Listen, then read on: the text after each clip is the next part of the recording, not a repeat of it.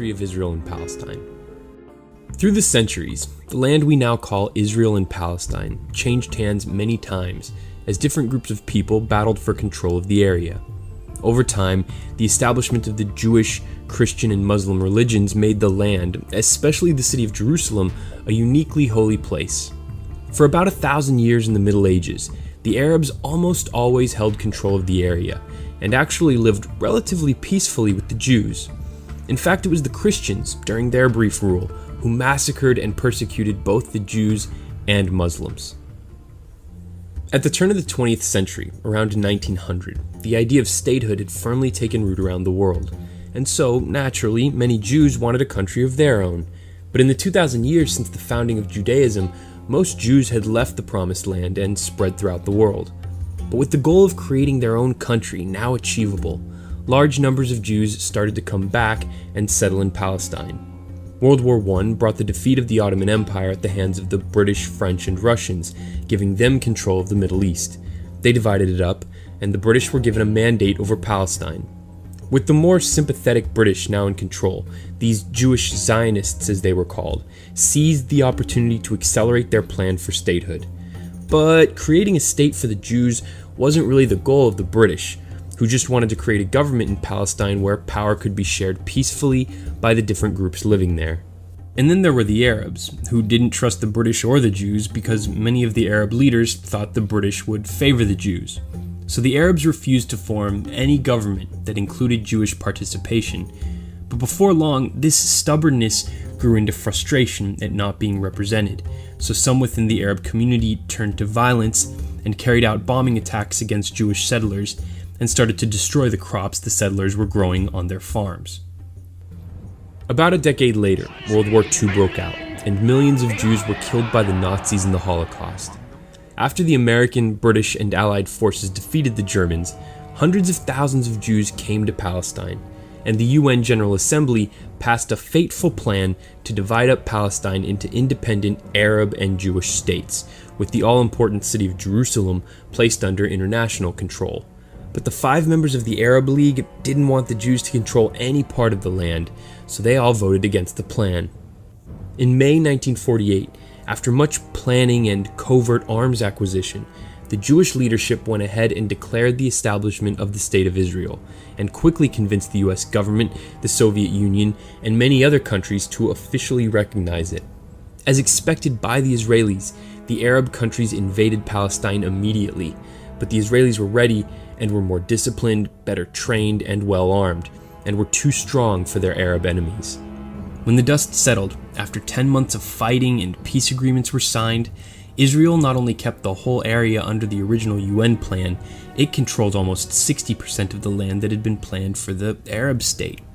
More than 700,000 Palestinian Arabs had also fled the fighting or were kicked out of their homes, and about the same amount of Jews migrated into Israel from Arab lands. So you had about 1.5 million people basically switching places, making the population of Israel much more Jewish. A generation later, in 1967, tensions were again reaching a boiling point.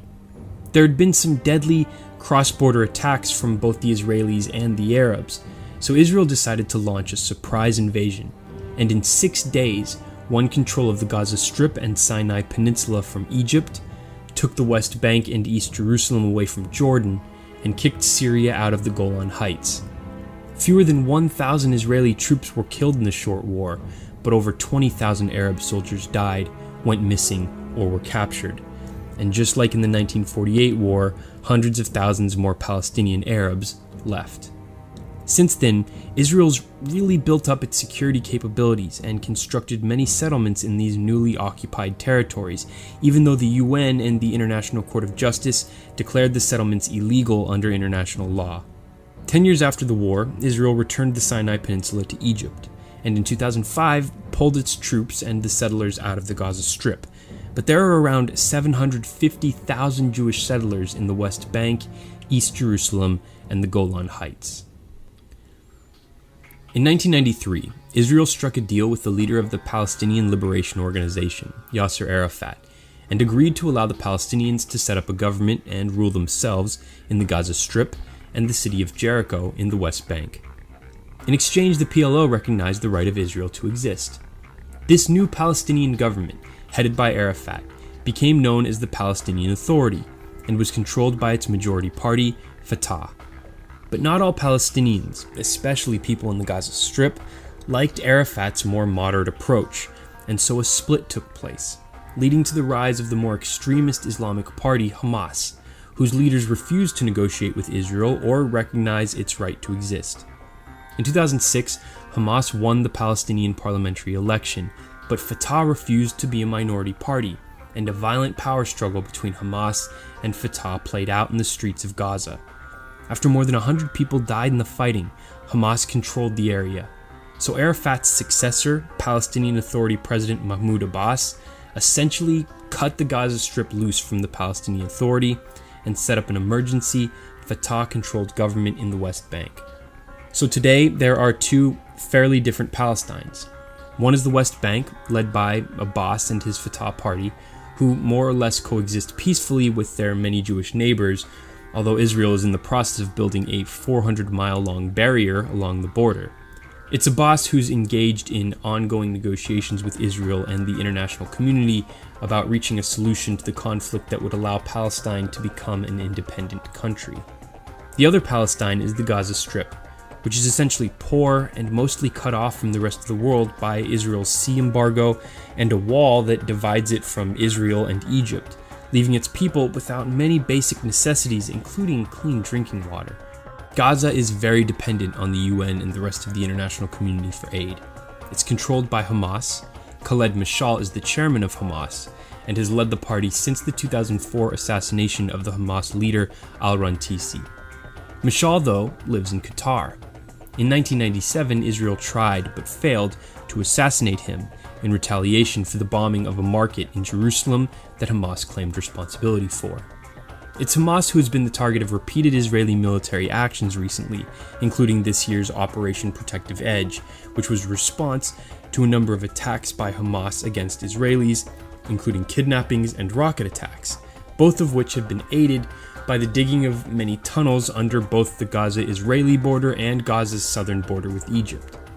Hamas uses these tunnels to smuggle in weapons and money that it gets from others in the region who have an interest in destabilizing Israel's security, like Iran. In its response to Hamas, Israel has taken heavy criticism for its destructive and vengeful airstrikes that kill a high number of civilians. There are generally two ideas for how to end the conflict and give Palestinians statehood. The first is a two-state solution, where Israel and Palestine would be two sovereign countries living side by side. This is the strategy embraced by many in the international community, including US President Barack Obama, and is embraced by people like Prime Minister Benjamin Netanyahu and his Likud party.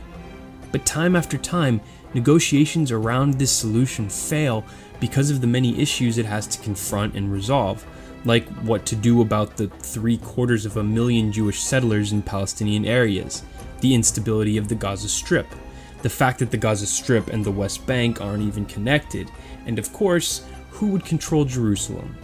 These obstacles have given rise to a second alternative solution that's embraced by many Arab Israelis and even Jewish politicians like the newly elected president of Israel, Reuven Rivlin. They think the only practical way to go is a one-state solution compromise, where neither the Palestinians nor the Jewish people get exactly what they want, but would instead be unified in one single state that would ensure equal rights for all of its citizens. Proponents of this plan think it would solve one of the world's toughest problems and remove the entire area from the criticism of the modern world. The main argument from Israelis against the one-state solution is that it would instantly end the idea of a Jewish state and would make Jews a minority again. But looking at the numbers on a combined Arab-Israeli state, Jews would number 6.6 million and Arabs around 5.6 million. Of course, that's before the issue of people migrating back to this unified country is settled. Another issue that would require a creative solution is the wealth gap between the technologically driven and very prosperous economy of Israel and the much more challenged economic situation of the Palestinian territories. Thanks for watching. Hopefully this video helps you see the situation with clearer eyes the next time it's in the news. But I want to know what you think. How should the Israeli-Palestinian conflict be solved?